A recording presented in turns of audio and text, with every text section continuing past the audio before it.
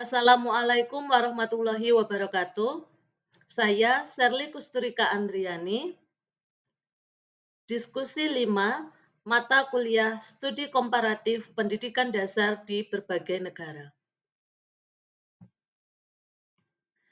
Pertanyaan nomor 1. Saat ini banyak pembicaraan terkait dengan ChatGPT, yakni Artificial Intelligence atau AI. Untuk beberapa kasus dalam dunia pendidikan, ChatGPT dapat menemukan dan menjawab soal-soal matematika, sains, dan sebagainya. Sebagai seorang pendidik, bagaimana Anda menyikapi fenomena ini dilihat dari kelebihan dan kekurangan AI ini dalam proses pembelajaran dengan mengacu pada modul MPDR 5302 serta sumber lainnya.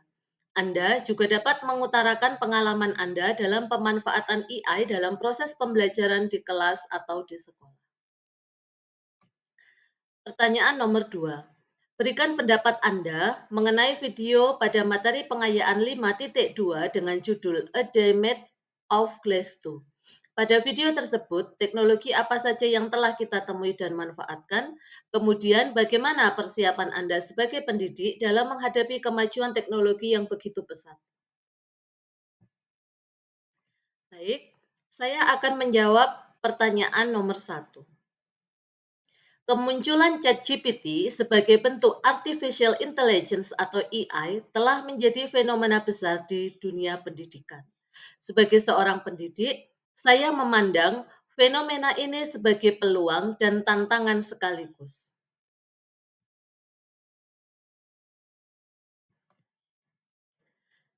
Kelebihan AI dalam proses pembelajaran merupakan salah satu bentuk inovasi yang dapat satu memperluas akses sumber belajar karena AI seperti ChatGPT dapat menyediakan penjelasan berbagai topik kapanpun dan dimanapun. Dua, meningkatkan efisiensi guru dalam menyiapkan bahan ajar, soal latihan maupun penilaian. Tiga, meningkatkan motivasi belajar siswa karena siswa dapat belajar secara interaktif dan cepat mendapatkan umpan balik. Penggunaan AI juga memiliki sejumlah tantangan atau kekurangan yang harus disikapi secara bijak. Kekurangan yang pertama, ketergantungan siswa terhadap teknologi sehingga mengurangi daya berpikir kritis dan eksploratif. Dua, kemungkinan penyalahgunaan, misalnya siswa menggunakan ChatGPT hanya untuk menyalin jawaban tanpa memahami konsepnya. Tiga, kredibilitas dan validitas informasi, sebab tidak semua jawaban AI itu selalu benar. Nah, sebagai guru, saya mengambil posisi adaptif dan selektif. AI bukan untuk menggantikan peran guru, tetapi menjadi mitra dalam proses pembelajaran. Guru tetap menjadi fasilitator utama untuk satu, mengarahkan siswa menggunakan AI secara etis dan bertanggung jawab. Dua, menuntun siswa untuk memeriksa kebenaran informasi yang diberikan AI.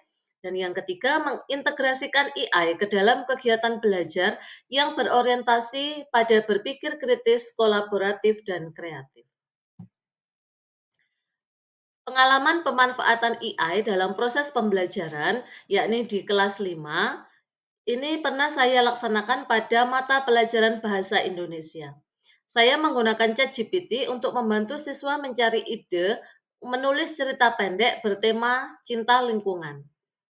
Siswa berdiskusi dengan AI untuk menemukan tokoh, alur, dan latar cerita. Setelah itu, mereka menulis naskahnya sendiri berdasarkan ide yang diperoleh.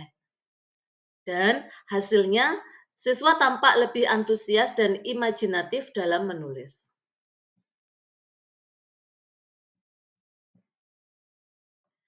Selain pada mata pelajaran bahasa Indonesia, saya juga pernah memanfaatkan AI dalam proses pembelajaran, yakni IPA.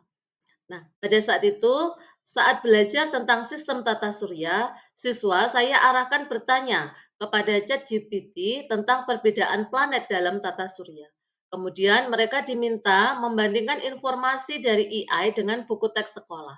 Hasilnya, mereka belajar untuk berpikir kritis dan mengevaluasi berbagai sumber informasi.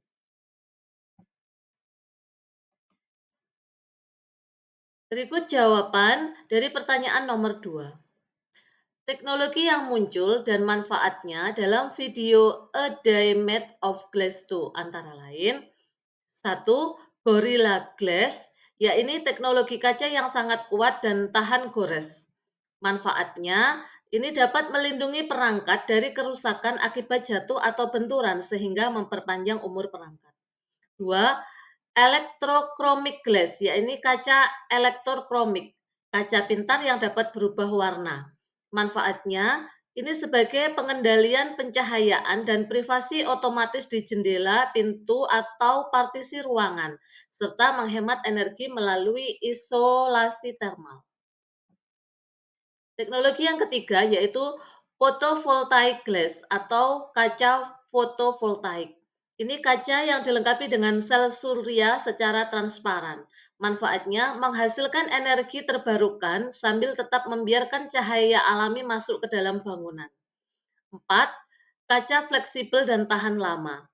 Kaca yang dapat dibentuk sesuai dengan desain dan sangat tangguh dan digunakan di berbagai perangkat, termasuk dashboard mobil. Manfaatnya menciptakan perangkat dan permukaan interaktif yang lebih user-friendly dan tahan lama. Teknologi yang kelima adalah aplikasi kaca di bidang edukasi dan medis. Ini merupakan kaca layar sentuh interaktif di kelas. Manfaatnya meningkatkan kualitas pembelajaran dan perawatan kesehatan dengan teknologi canggih yang lebih higienis dan responsif. Nah, persiapan saya sebagai pendidik dalam menghadapi kemajuan teknologi. Sebagai pendidik, penting untuk tidak hanya menunggu teknologi itu datang, tetapi kita harus lebih mempersiapkan diri, yakni dengan meningkatkan literasi teknologi dengan cara ikut pelatihan, workshop, atau BIMTEK tentang perangkat-perangkat baru, aplikasi pembelajaran berbasis teknologi. Kemudian, kita dapat menyesuaikan metode pembelajaran, menciptakan lingkungan yang mendukung, dan mengembangkan kompetensi pedagogis serta sikap etis terhadap teknologi. Dengan demikian, kita bisa memanfaatkan kemajuan teknologi secara optimal untuk mendukung pembelajaran siswa, bukan hanya menjadi penonton dari perubahan.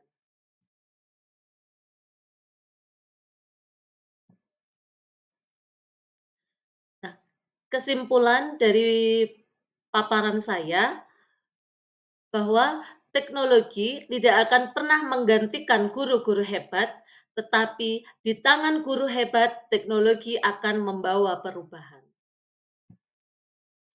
Terima kasih dari saya. Sekian, wabillahi taufiq wal hidayah. Wassalamualaikum warahmatullahi wabarakatuh.